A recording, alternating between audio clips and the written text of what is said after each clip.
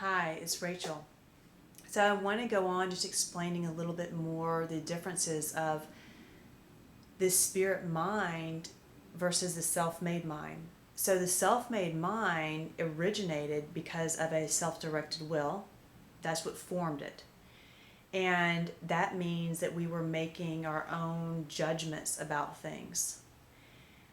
And it was full of error because we came into this mortal experience without any awareness or understanding. So what we had was what we just absorbed from what we saw around us, which is all kinds of things.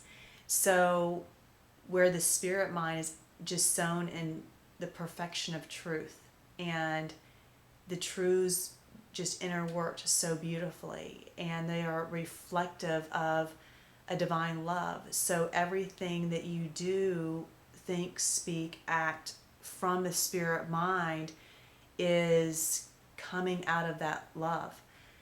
So in our development of our soul, what we experience is first that self-made mind. As we start growing as in and by that divine love, it's like we start developing this spirit made mind, that and so then you kind of have the two, and it becomes a very trying experience because you have, sometimes you're operating in the self-made mind, sometimes a spirit-made mind. But as you can continue, it's like the spirit-made mind is small and the self-mind is big. But as you continue to grow in those truths, it grows and it diminishes, because as this truth grows, these lies are disappearing. So it's kind of this effect, okay? Because truth replaces the lies. There's always, we have to be governed by something, okay? You can't be governed by a vacuum or a void. So it's either going to be your own self judgments, or it's going to be by the truth, the absolute truth. To eventually where your spirit mind gets so substantial that that self-made mind is severed from affecting your present moment, and it becomes only but a memory, because it was important to, in the crafting of our individuality and our free will and all the understanding that it gave us by all the contrast that it gave us. But it's a prison to us, okay? Because it's, when we're operating in self-made mind, we're operating in all kinds of error of thought that creates all kinds of craziness. But the spirit made mind is so perfect and beautiful. And so as you grow, you see, I talked about how we're judging everything. So as you grow in the spirit mind, those judgments start to cease. But you realize how pervasive that they absolutely are, because that's how your self-made mind works. But you eventually come to a point where it is severed, and that is when you're truly that freedom of a soul of light. We have free, full expression. And so let me just describe a little bit more of a reflection of a self-made mind. So in those, when without any awareness of truth that comes from the divine love, people can grow in what they perceive as knowledge and understanding. And so they think that their judgments about things are true and right. And this is where pride and arrogance comes into play, because you're thinking by your perception and your understanding that you know what is the right judgment to make in a situation. Okay? And so in that, you think you know, and you are right. When you think you know, you cease to grow. When you cease to grow, that is death to your spirit mind developing, in that soul of light developing, because the soul of light is of life, and life grows. It grows, and it grows for eternity. It continues to expand. Our souls of light have their expandable boundaries. There's a finite understanding, but it's always expanding. And so this is what you realize, is that you never know as you ought to know, and that creates the perfect humility. And you remember that we're only children, we always will be children in our understanding. But that's okay, because you're being governed by the truths of a perfect Heavenly Father, a creator. Remember, He's wanting to create this family, and He's God, we're not God. He wants to guide us so perfectly, but He does it from our very point of origin, so it feels like our free will. So, but when you feel like you know, and so you're making judgments, that's when, people come off without the humility, but instead prideful, arrogant, that kind of thing. So it's not understanding that you may not know as you need to, that you may not see everything that you need to see, and we don't. Okay, that's our very great blindness, is that we're not God, so we have a finite understanding. And so understanding that, instead of making those judgments and thinking we know and we're right and this is a definitive, this is the way it is, you come into a framework of mind from the spirit mind perspective of realizing there's always something to learn in a situation. There's always this perspective that you're not seeing. And when you come from that love is always wanting to help, and it has a humility. So it grows. Even if you are a mature spirit, maybe more so than someone else, okay? And that in itself is, in a sense, partially a judgment. But you're really coming and saying, I just want to help someone. You feel this love, and you want to love them. You want them to receive that love. And so in that dynamic, when you, instead of putting yourself higher and someone lower, it's more of just wanting to let that love that's coming through the Heavenly Father, through you, that divine love, just love to flow through you. And you will learn, if you have that, your awareness and your learning will just intensify, because you can always learn from a situation. You can learn from everyone. Okay, so putting someone higher or lower, that again creates a lack of humility that keeps you from learning.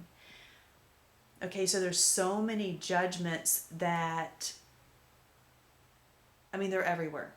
They're everywhere.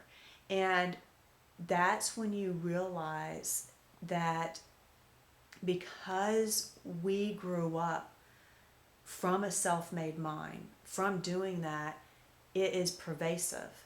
And you come to a point where you realize it needs to be severed, because those judgments are full of error, and you're aware of that, and you don't want to be making them anymore. You just want to be governed by the truth. You want to live in that humility.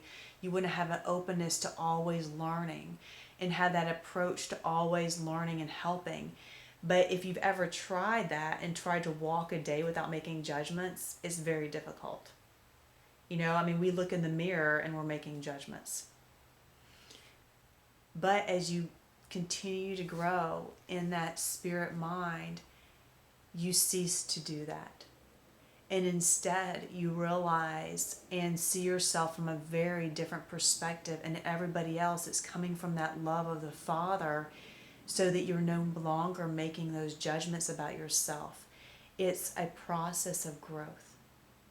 But again, because the understanding, that vision of perceiving these truths, putting those words to it so that it grounds them in understanding, so that you can believe in them, pray about them. And that prayer is so significant, because then they start becoming your truth, to where eventually that self-made mind becomes so small that it just falls away.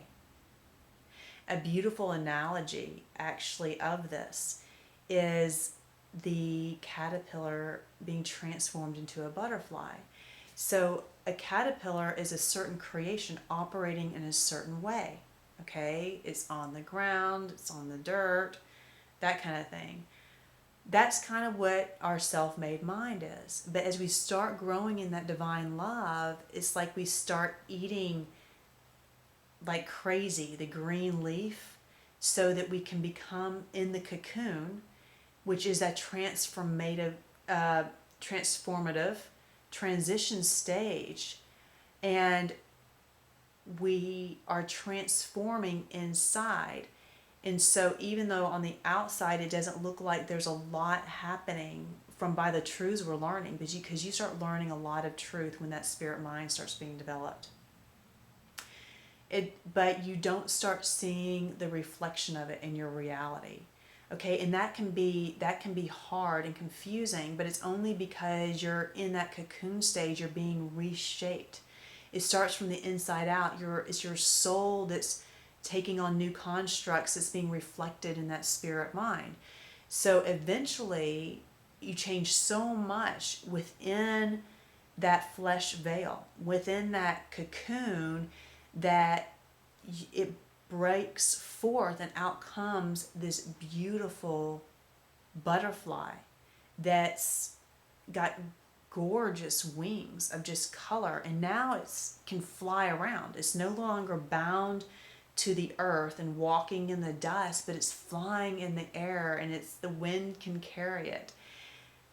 That's what the spirit mind is like. And the wind is like that spirit of God that carries us and governs us. Okay, you operate totally different. But see, it's all part of one creation. It's all part of the process. And that's what's happening from that self-made mind into the spirit mind. But what brings us into that is that love and of that Heavenly Father, of our Creator, of our true source, that totally reshapes and creates a completely new mind that we start perceiving and operating by. So once that mind grows and that self-made mind shrinks, it becomes like it's attached just by a thread. And eventually that thread just breaks away and you're set free. And that is having a soul of light, having absolute freedom of expression, which is when you are fully directed in your will by the truth and the love of God. So that now in your situations, you're not judging or making any self-judgments, but you're free. This making our self-judgments is our prison because of the error, and then we act on the error. It is our bondage. It is what we need to be set free from. And this is the process of us being set free from that. But it's interesting, as you see, even when you go into that cocoon, you feel, even though that's a very good thing, look at how bound and isolated that little caterpillar is as it's transforming. Okay, and it's a struggle. Okay, and when a butterfly comes forth, it is a struggle to break free. These things are there in creation to teach us, to show us about our soul development. And that's exactly what you experience when you're in the cocoon. You come into an isolation because you're changing so much from the self-made mind that operates according to the world's ways. Okay, so you're also changing so much from how the world operates because you're starting to think differently. You're starting to think from a perspective of eternity, of divinity, of absolute truth, of divine love. That's very different than a self-made mind functioning out of its own judgments. And so you go through immense struggle, especially as you're going through those changes, okay, with the two minds developing and one shrinking and one growing. But once you start growing, you are going to grow and you're going to bust forth. It's just a matter of time. And sometimes that very end part is the hardest part, because in the spirit mind you perceive the freedom. You see your soul perceptions about the life of being directed by God's will, and it is so amazing, incredible, because it creates immortal joy. It creates immortal harmony within your reality and between your soul, spirit, mind, and body. All of those are connected. They're either in all in sync in terms of that spirit made mind or the self made mind, okay? But that's why it's challenging in the cocoon, because you're in this transition stage, and so there's a lot of friction, okay? And it can cause a lot of turmoil in your soul because so much is going on. You're seeing so many things. You're seeing these judgments. You're seeing how it's bound you. But yet at the same time, you know you're being set free. It's a crazy time. But the beautiful thing is that when you're growing, you are going to grow and you are going to come forth and you are going to be that beautiful creation that's functioning as a soul of light by the divine will of God. And that is complete freedom, because there are no false judgments. Therefore, there is no fear. There is no anger. There is no error. Okay, that's when you become free from error in your life, because it is our self-directing will, our judgments that create the error. Living in that divine truth creates beauty and a perfection, but it's a perfection that's only we're able to experience only because we're attached to the source of perfection, and it simply flows through us because it's no longer our will, even though it's expressed as our will, but it's God's will directing us. It's a beautiful transformation.